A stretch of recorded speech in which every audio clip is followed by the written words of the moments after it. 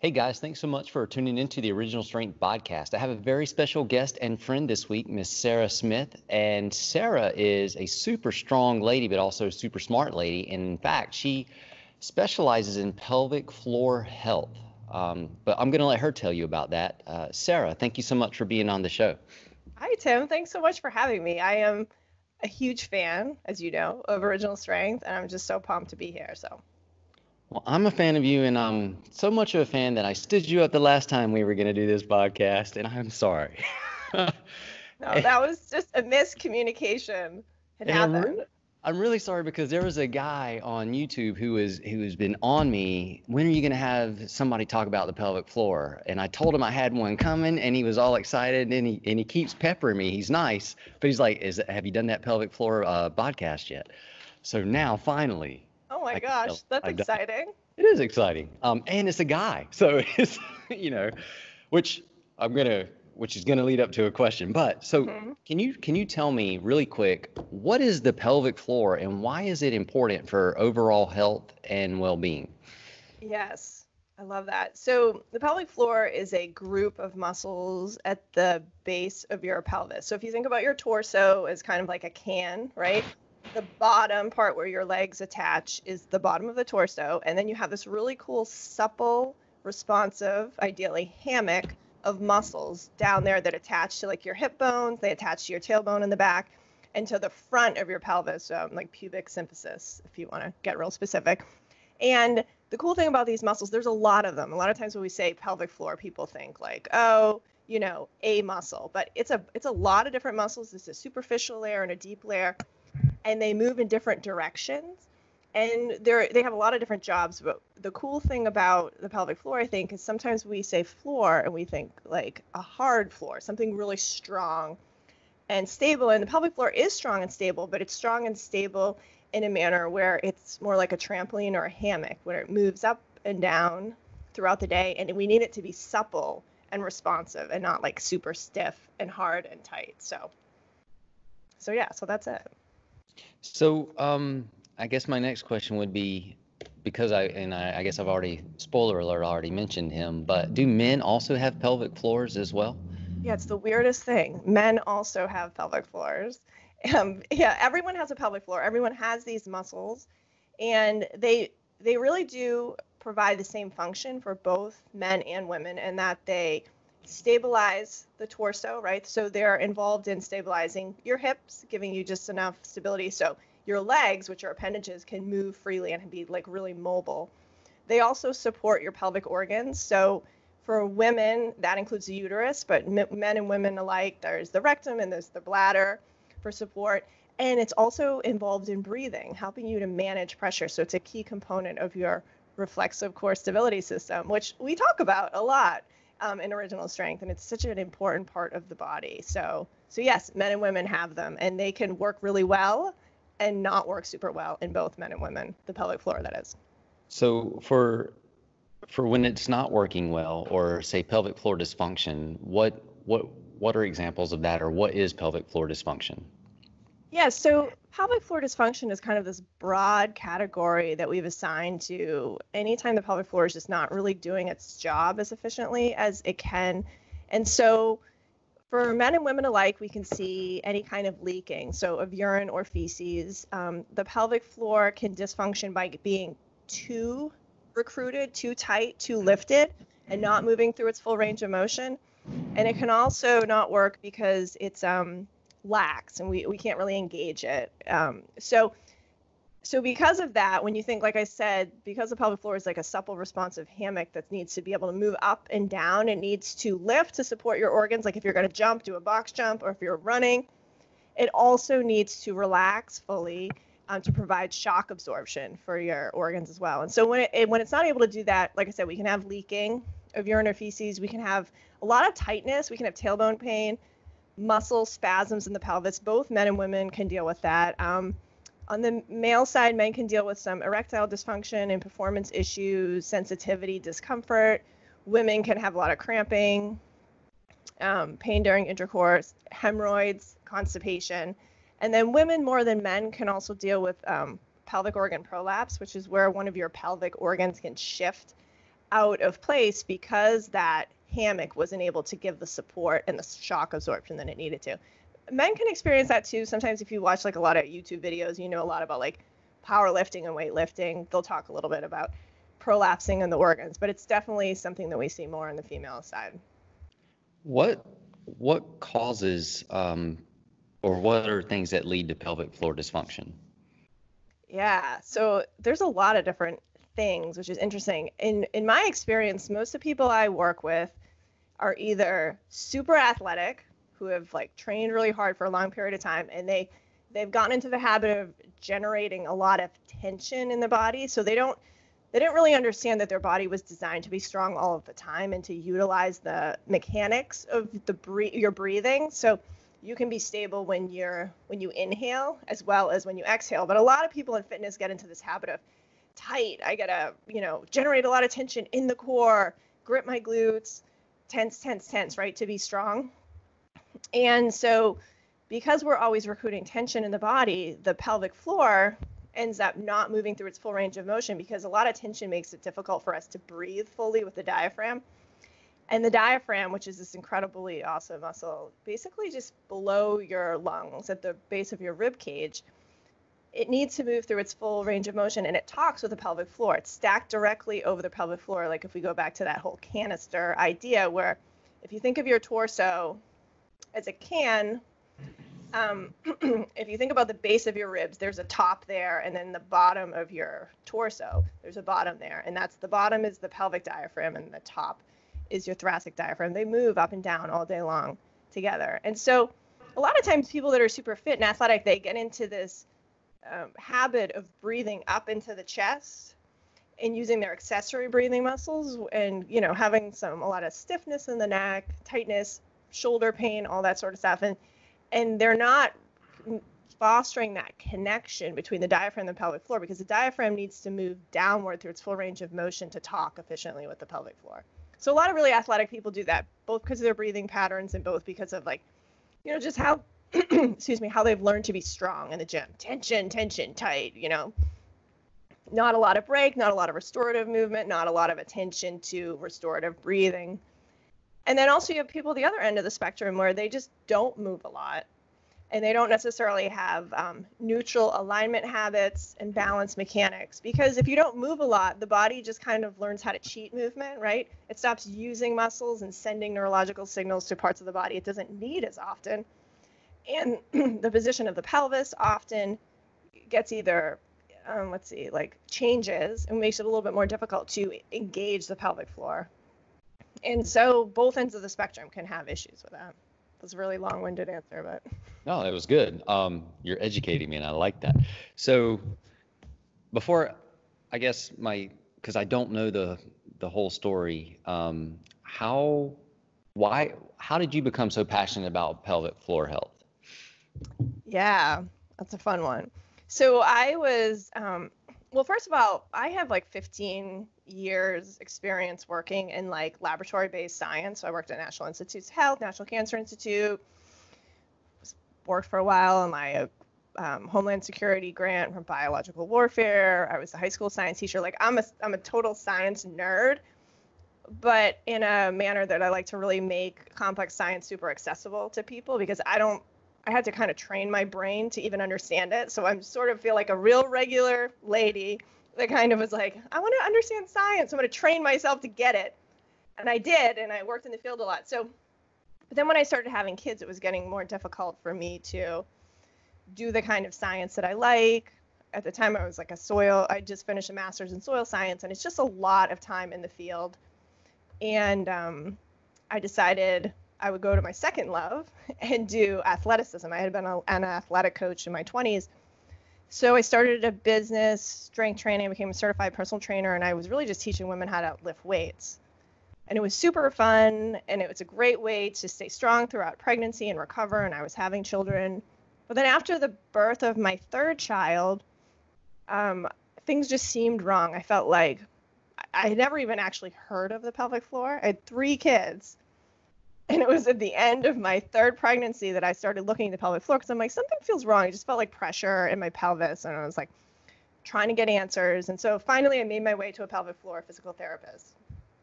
And she was able to evaluate me and was like, oh yeah, so you have some pelvic floor dysfunction. There's that term again, that catch-all, which for me meant my pelvic floor didn't really move. It was stiff and non-responsive. My breathing mechanics were off. I didn't have great alignment. So again, like, because I had rounded shoulder posture and bad alignment, it wasn't easy for my diaphragm to move up and down and to talk with the pelvic floor. And also I had some prolapse, so my bladder had moved. And unfortunately, she talked about alignment and she talked about the importance of breathing, but what I was prescribed was just a lot of different Kegels. And anyone here knows about the pelvic floor, that's usually like the one exercise everyone knows, right? You have pelvic floor issues, you do Kegels, which is kind of like telling people, I don't know, I can't even think of a good analogy, like you have like elbow pain, do bicep curls or something. It's just like, I don't know. It's just like, it's one very specific exercise and it's all about lifting and engaging the pelvic floor and kind of tightening it. And it's not always the solution for everyone because not everyone has trouble accessing their pelvic floor. A lot of people have trouble moving their pelvic floor up and down and letting it relax on the inhale. So I worked with a PT for like 3 months. My symptoms got worse. I hated it. And I was like, okay, this is not working. So I stopped going.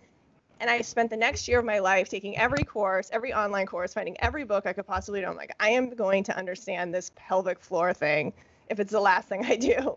And so because, like I said, I have this strong science background, I was reading like peer-reviewed journal articles. I mean, I was finding the best information.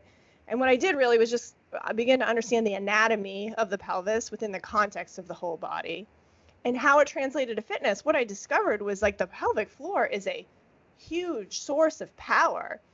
It lifts your body from the bottom when you move. So if you want to be better at your back squat, better at your box jump, a better runner, having your pelvic floor on board so that it is, again, lifting on the exhale and then fully relaxing on the inhale to help you manage pressure and give stability to your torso and support you, it's a game changer in the gym, regardless of whether you currently have issues or not. So as I started to see that, I couldn't help it to tell everybody. So I started speaking out in my business.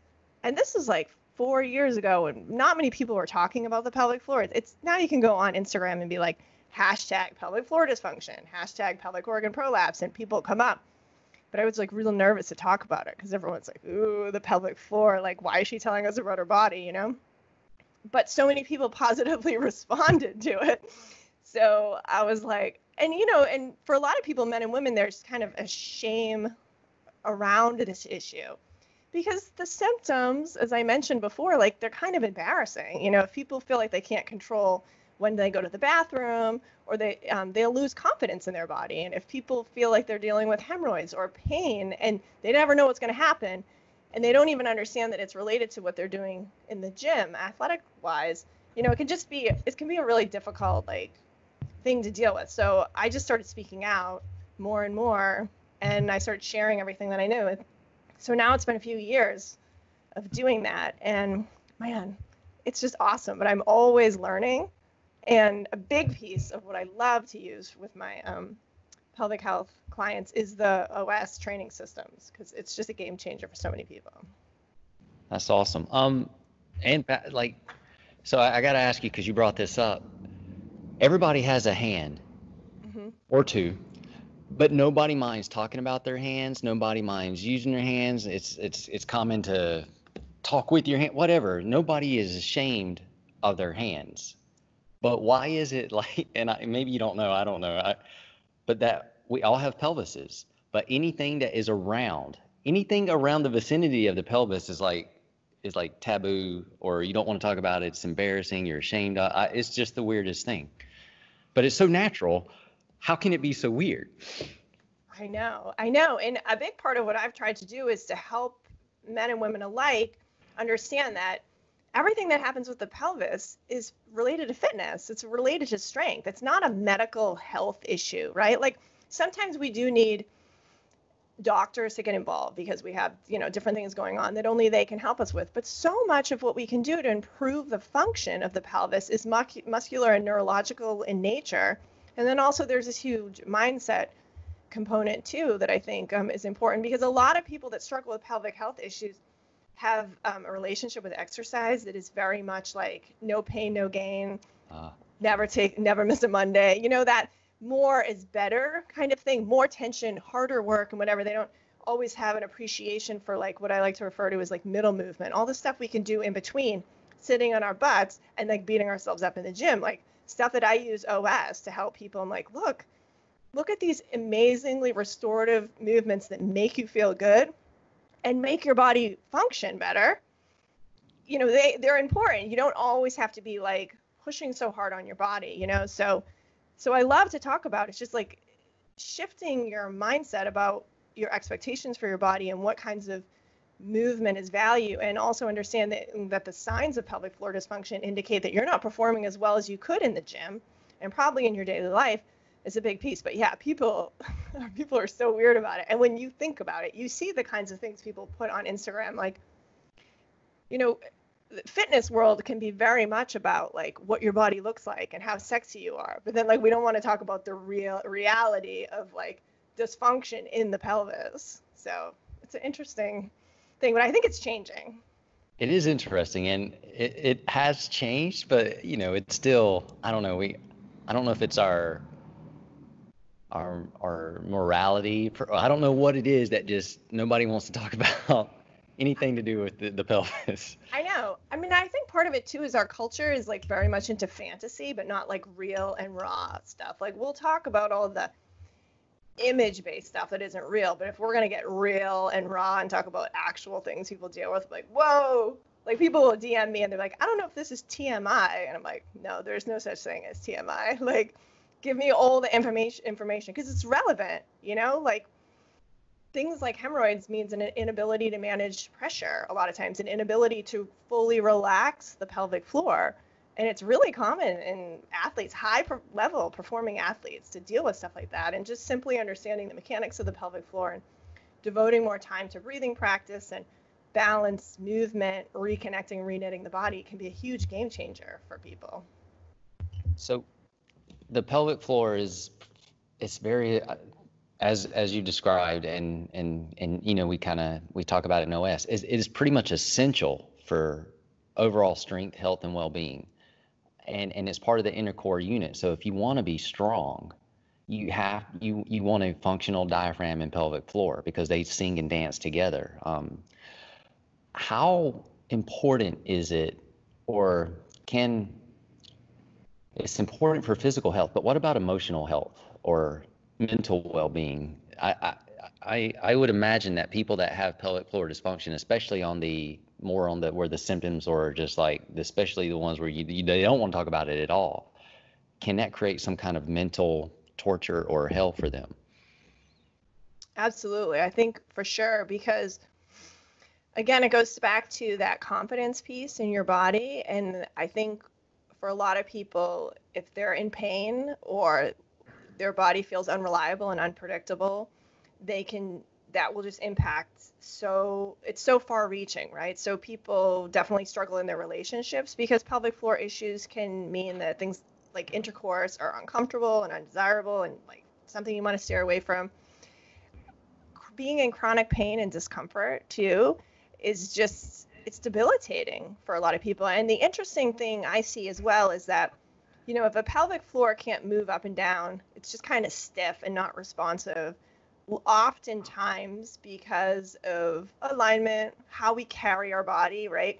It's often tied to a posture that isn't one of confidence and isn't one of health, and it means that we're not breathing fully. We're not getting these full relaxing breaths. We're oftentimes, like as we mentioned, breathing up into the chest, and that puts us in a state of the vagus nerve, the dorsal state, which is a little bit more like maybe we're in full-blown fight or flight where we're like always nervous and panicky, but maybe we're not. Maybe we're just in this, there's this thing called polyvagal theory, which is this idea that the vagus nerve that goes from the gut to the brain and controls what state of the nervous system we're in, whether we're in the parasympathetic, which is like rest and digest and cool, or we're in the sympathetic, which is a super important state so we can manage stress and get away from danger.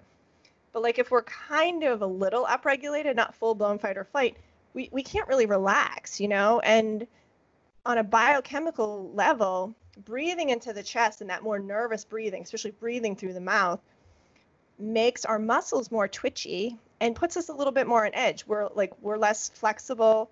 Our blood flow isn't going to the stomach. It isn't really going as efficiently to the pelvis and to the pelvic organs. It's going to the brain. It's going to the heart. It's going to the muscles in case of danger. And so we don't have adequate circulation. Again, we have our body's a little bit more acidic. We're more tense.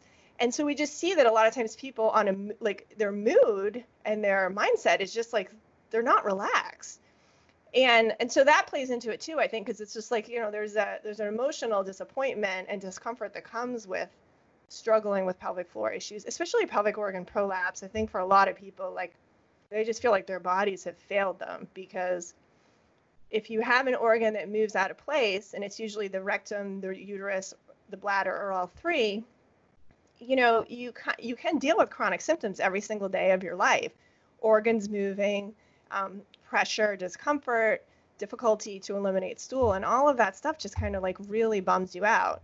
So I think there's a lot of different reasons why it can be a big emotional piece, but so much of what I do with my clients is help them understand the physiology and the mechanics and how to confidently return to movement, because movement is healing. Sometimes we just have to change how we move.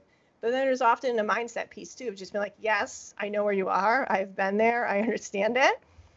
But you have to choose hope, and you have to understand that your body hasn't disappointed you. These are signs. These are red flags that there's room for improvement. We can get better. We can do things. We can be in a more relaxed state. We can breathe in a manner that serves our body better. We can get out of this state of the nervous system and build strength in a new and different way. Okay, so that was beautiful, but just for the sake of being redundant, movement heals the body. So can pelvic floor dysfunction be restored back to good health, optimal health, whatever, full health? Yeah, so if you're someone that deals with over recruitment, so if the muscles are lifted and tight, then changing how you exercise and move and breathe and align the body can be really helpful. So for example, I see a lot of times people that can't adequately recruit their glutes, or they're used to gripping their glutes, always gripping their glutes and tucking their tailbone under, holding their core in tight to be strong. Learning to let that go and trust the body and utilize this reflexive core stability system of letting your pelvic floor work, letting your diaphragm move, inhaling and filling your abdominal cavity and movement, and not thinking that's going to be the end. I can't let go. I can't relax my belly. I can't breathe in. Can be a game changer. And so a lot of times they can get better at relaxing the pelvic floor, and they can move beyond pain. And the same thing if you can't really engage the pelvic floor, if it's super relaxed and you have leaking or low back pain, issues like that, core weakness, a lot of times you can get better fostering that connection between the pelvic floor, so you can improve there. The one area that tends to be a little bit more challenging to rehabilitate is if you do have pelvic organ prolapse, because once you have prolapse, basically the organs have moved. The ligaments that hold them in place have moved. So if you have rectocele, which means the rectum is moved, cystocele, which means the bladder, or if you have prolapse of the uterus where it's come down a little bit, then you might not be able to get those organs back to where they were. That being said, if you learn better how to recruit the pelvic floor to support the organs, if you learn better how to strengthen everything around it and breathe really fully and have good alignment and just be smart in your movement mechanics, then you can oftentimes continue to train. I mean, I have pelvic organ prolapse, and I'm stronger now 4 years out from that diagnosis than I've ever been in my life, but it hasn't completely gone away. I still have to be mindful of it, and I still sometimes experience symptoms of it, as most people do. But my body operates better now because of it, because it forced me to figure it out. So I think that everyone needs to know that there's hope.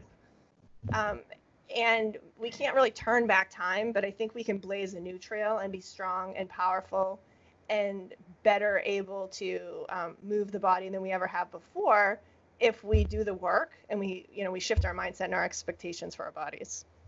That's awesome.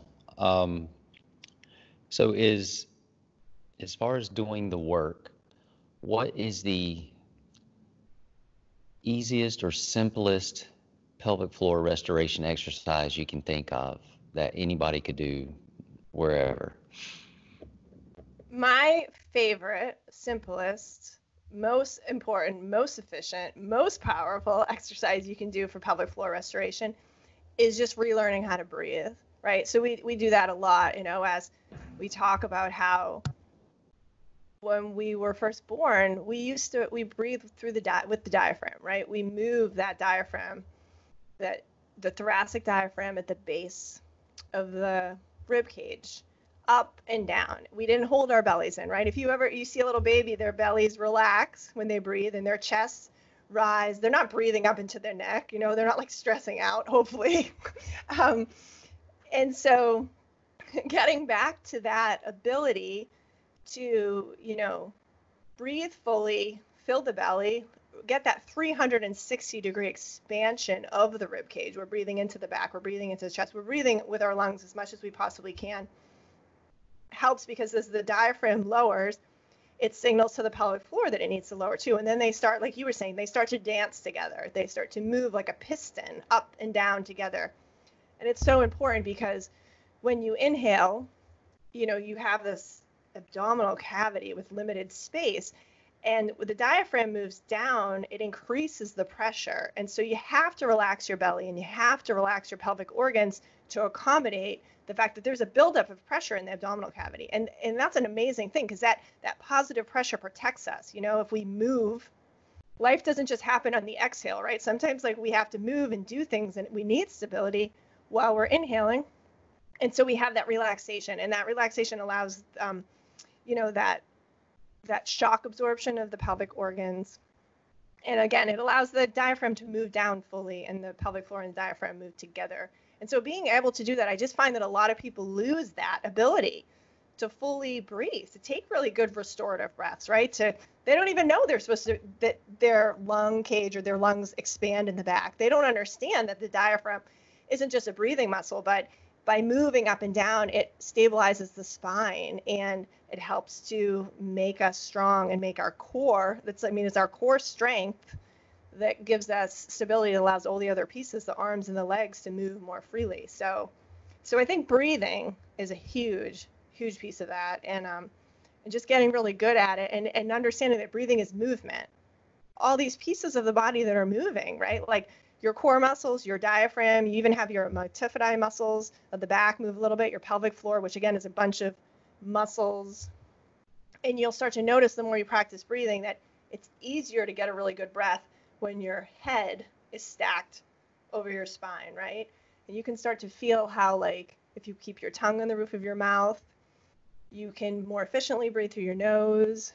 You can manage pressure with sound. Your glottis, which is in your throat, controls sound. And so it's funny, if you want to play with breath, if you make noises that are really deep, like you can really relax the body. And if you want to really recruit the pelvic floor, you could be like, make high-pitched noises like we do with kettlebells, right? Sometimes we do that noise and whatever, and you'll feel, if you make that noise, like your core and your pelvic floor is like, okay, yeah, I'm online. Okay, we're doing it, So there's endless possibilities with breathing alone that anyone can do. And I made a course just on breathing for that purpose because I'm like, everyone needs to do this. And that's one of the reasons I love about OS, because we talk so much about breathing.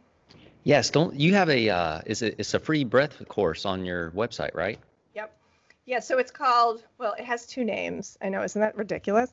It's called Better Than Kegels, and then also Breathe Like a Badass. So just to get this straight, it is so nice you named it twice. Is that how? Okay. Oh my, you know what, Tim? I never thought of it that way, but that's what I'm going to say from now on.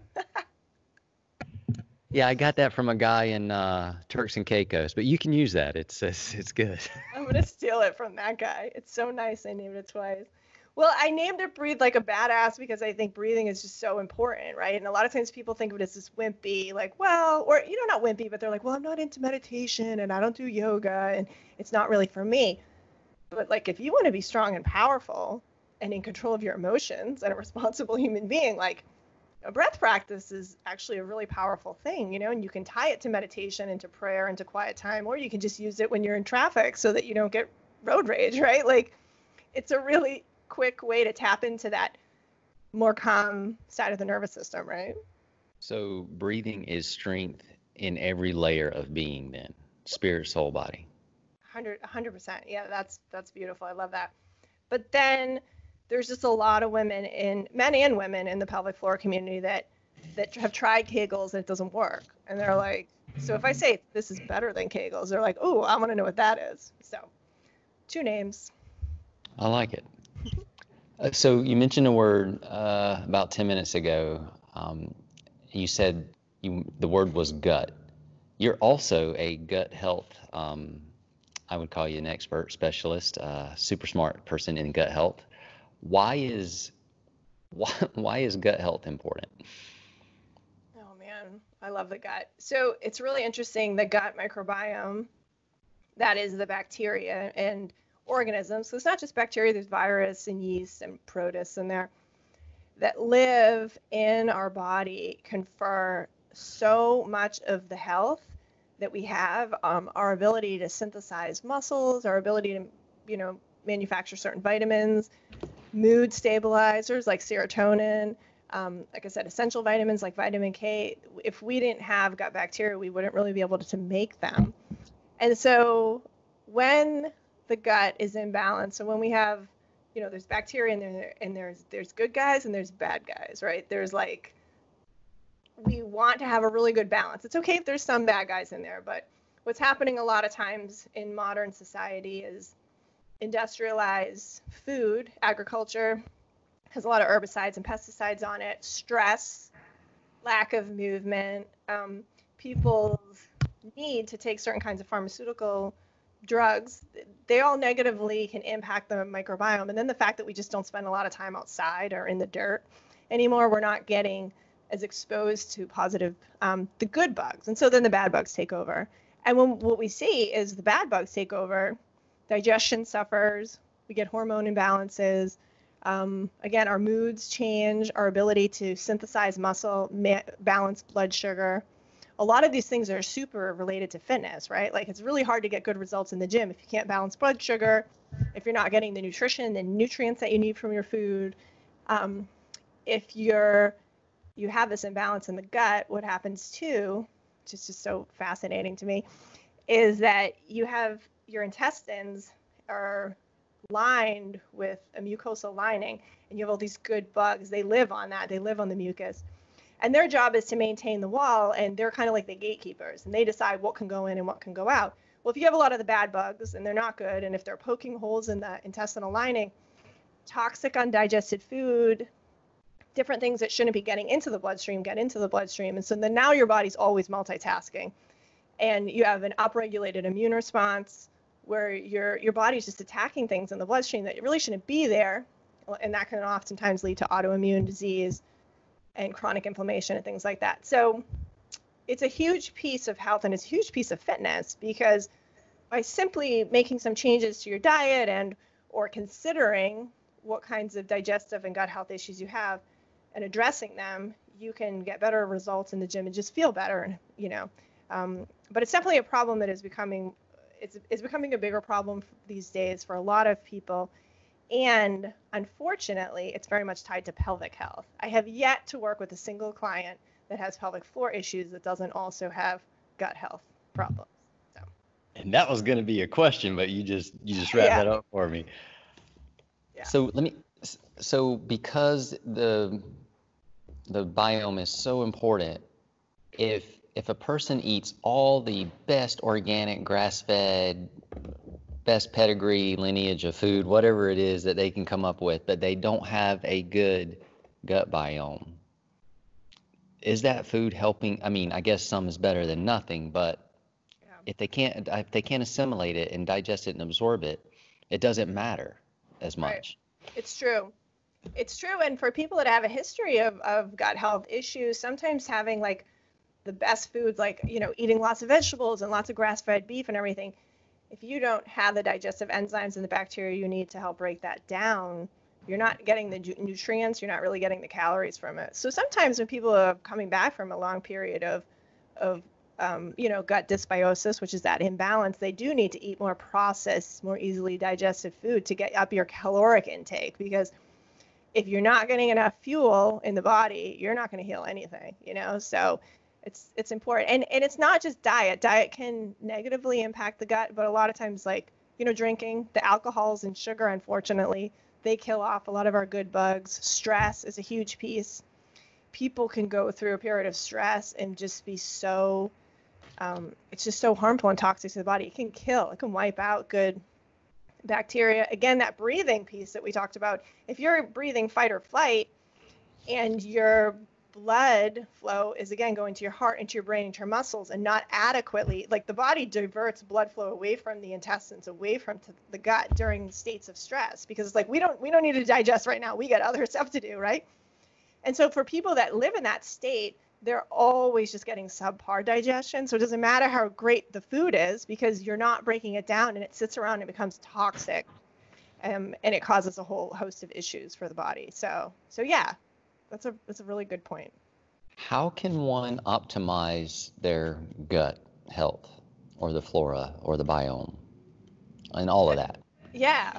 So it's interesting, because I think it varies for different people. Some people have severe issues, and they might have to do some testing and work with a registered dietitian and really look at specifically what's going on with them. Once you've gotten to a point where you have, like, holes in the intestines, some erosion of that mucosal lining, you probably have more food sensitivity. So you might have to temporarily cut things out and supplement with certain kinds of probiotics. So it depends. But some of the best things that everyone can do that is really good for the gut is, again, taking time to breathe, that breathing practice. Even just, Who knew? I know, I have dietitians all the time reach out to me, and they're like, give me the link to your course. My clients need this, because simply sitting and breathing and getting into a more relaxed state of the body before a meal improves digestion. It means that you release more enzymes. Your stomach acid is better, and you can better break food down. You have all the blood flow that you need to in that part of the body to help you with the digestion process. And managing stress through movement. Movement alone, in the research, this is like one of my favorite things, can improve the robustness and diversity of the microbiome. They have done studies in animal models and in humans to show that one group moved routinely and one group didn't. And the group that moved more had a more healthy, more balanced gut that was filled with the bacteria that confer positive traits that we want, like balancing blood sugar and efficient use of calories without storing too many calories as fat. So a lot of different things. So I think breathing and moving outside whenever you can is great, because vitamin D production is also essential for the health of the gut. And getting outside, you get all this beneficial bacteria that are floating around. And if you get your hands dirty and you can get, breathe in some of those soil microbes, that really helps to inoculate and foster growth and health of your microbial community. That's awesome. And, like, I don't know, this has been so educational. So this is really great. I'm learning, and I'm sure this is going to really help a lot of people. I've got another question for you, because we're talking, like I said, you're a very strong lady, and we're in an interesting time where everything's different, not like it used to be. But I have noticed on Facebook, you continue to, you continue to shine in that you put hopeful things on social media, on Facebook, but many of those hopeful things are your faith in God. How important is your faith in helping you maintain your health, your wellness, your strength, your sanity, any and all yourself? For you, can you paint a little picture for that as well? Yeah. My health, my strength, everything that I know, everything that I accomplish, everything that I am today is 100,000 trillion% to the credit of my creator. And I rely on him so heavily for strength. And so I can't help, like, during this time, it's so dark for a lot of people, and they don't have a lot of hope, and they're afraid, and I know they're looking for answers. And, in Isaiah, the Bible says, I think it's 55 or 54, I forget, Isaiah 54 maybe, that my word goes out and it accomplishes what I want it to, is what God said. And it says, and I just feel like I try to put scripture out there because I know that it's going to accomplish God's purpose, and the people that need to see it will see it. And for some people, it will be a tremendous amount of hope. And for me, I mean, God is the source of my strength. He's everything. When I try to do things on my own in my flesh, it just crashes and burns, And by that, I mean, like, it's not restorative, it's exhaustive. It becomes something that I'm obsessed about. Quickly, things that are really beneficial for us, like fitness and health, can become an idol and an obsession because we think it's all on me. I have to figure it all out. I have to do it perfectly, right? And I feel like God oftentimes is showing me, like, I'm going to do it. Like, your work, you should show up. You should do your best, right? But, like, I'm ultimately going to make it happen, right? So God is just the reason I was able to dust myself off and pick myself up when I did suffer pelvic floor injuries. And God is the reason why I am able to find the motivation to get up every day and keep going even when things are bleak, because we have a promise in him. In John, it says that Jesus says, I have overcome the world. So there's literally nothing that can happen in this world that Jesus isn't bigger than and can't control. And so I just want as many people to know that and know that there's faith and hope in him, and that he's the same yesterday, today, and forever. When the Bible says that the word of God, Jesus was the word made flesh, right? So Jesus is the word, and we read the Bible for comfort. And it says in Hebrews that he is the same yesterday, today, and forever. It's like he doesn't change. When the word was written and when Jesus is with God, like, he knew where we would be today, right? And so everything that he says and everything that he encourages us, it's for Corona, it's for times of financial difficulty, it's for times when we're injured and we're weak and we're sick or we lose a loved one. Like, he knows, he sees it all, and I think it's such an important source of comfort for me to know that, God sees me, he loves me, he knows who I am, and he wrote these words for me to encourage me and then show me the way forward. So. And would it be accurate to say that is also what gives you the strength to choose hope, as you said earlier in the show? Yeah, because I think, when you understand that there's nothing happening to us or in the world that God isn't in control of. And, I don't think he does bad things or makes bad things happen. Humanity does that. But when you understand he's still in control of our life and still protects us, then we have nothing to lose. We're like, I already know who I am in you and that I'm part of your kingdom, and that, if I die, my physical being goes, my soul is going to come live with you. There's no risk anymore. It's just kind of like, okay, God, what do you want to use me for while I'm here, right? It's all about using me for your purpose. Everything I can do to give you glory, because that's why you designed me, to worship you and glorify you. So yeah, he does give me the strength, and he gives me the grit, I think, and the boldness, because I just feel confident in the promise that I have in him, and knowing that, I was designed for a purpose. Like you guys talk about in OS, like, we were awesomely and fearfully and wonderfully made. He knew us. He saw us. We were knit together in our mother's womb. Like, he knew exactly who I was and my weird personality quirks and what I was going to deal with, and he's going to use it. And so I'm just like, use me. Like, let me do whatever it is that you want, because life isn't really that long, and I want to make the most of it while I'm here. And then I just ask him, I'm like, but give me the strength. Give me what I need. And it's funny, the times when I'm most strong in him is when I'm the most weak, right? And the Bible says when I am weak, I'm strong. And so being weak in my own abilities helps me to rely more heavily on his strength and to accomplish things. And I don't care whether it's like a press in the gym or sharing my faith or helping somebody navigate their pelvic floor issues. It's always because of him and the strength and the wisdom that he gives me, because I ask him for it. I'm like, please, God. So. Well, I'm grateful. Like, when I scroll through Facebook, and I try not to look at anything negative, but it's there, right? It's just there. So even if you're scrolling, you catch 2 or 3 words, you know where it's going. But in a time where it's not necessarily popular to stand out and to try to shine, or to let go, or to be positive, or to even mention God, I'll be scrolling and I'll see you'll post a verse. And my first thought is, go ahead, Sarah.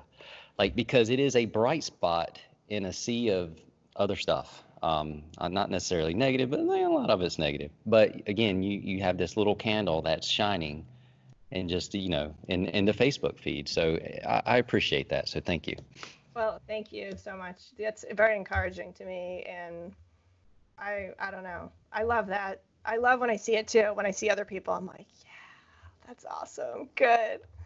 Because it's encouraging to us, right? Too. And I think even to people that don't necessarily believe this is not their belief system, I think sometimes people see that and they are just like, okay, this is serious. This is something. I mean, why believe in God and Jesus if you don't want, like, I mean, I guess what I'm trying to say is if you believe in it, then you should want to tell other people about it, right? Let them know and be like, there is an answer. There's a source here for you, source of strength. And that's just kind of how I feel like, because again, right now, I feel like people are looking for answers. And so I hope that people find inspiration, because the Bible is alive. It's a living, breathing document. It's not just written for old time, right? Like I said, it's same yesterday, today, and forever. So One of the things that I love about the Bible, and I think is extremely relevant for today, from the beginning to the end, almost the first page to the last page, over and over again, it says, do not be afraid. And if that's all we took out of that book, and it's in there so many times, it must be important that if we could just not be afraid. And then the other thing it says is to be bold and courageous. And it says that almost as many times as it says, don't be afraid. But if we could just take that, oh my gosh. I know, you're right. If we could spend our entire lives just like focusing on and getting better at being able to do that, I know I could. And it impacts so many areas of your life, right? Like, don't be afraid, because a lot of people are dealing with health issues, chronic disease. People are like struggling to lose weight. They're trying to be fit, or they're dealing with an injury. They're dealing, in the fitness world, it's just like, don't be afraid. Don't be afraid. Do the work, do what you can within your flesh as best as you can, but don't worry, right? Don't be anxious about anything, but in prayer and petition, present your requests to the Lord, right? And he answers you, and he gives you peace too. So I think it's a huge piece, because I think a lot of people in the fitness and exercise world, we're looking for answers. We're looking for fitness, but we are looking for peace, and we're looking to be strong so we don't have fear, right? We feel capable. And so I love that I can deliver that too. I want to practically teach people how to be strong and capable and use their bodies so they can do the work that God has for them to do. But yeah, it's at the end of the day, like, there's a lot to be afraid of. So if you think about it, so listening to God and giving him your fear, I think is a huge game changer for me. Right on. And on that note, Sarah, thank you so much. This was awesome. Guys, if you want to learn more from Miss Sarah Smith, I will put her website and all her links in the notes of this podcast. I encourage you to check out her website. She has a podcast called Dirty Radio. It's Dirty Strength Radio. Yeah. Dirty Strength Radio. But Sarah she's just a really, like I said in the beginning, obviously she's a very smart lady, but she's also got a very big heart. So please check her out. Sarah, thank you so much for being on the show. This was awesome. Thank you so much, Tim. I really, really am honored to be here. So I really appreciate it. Thank you so much for listening to this edition of the Original Strength Podcast.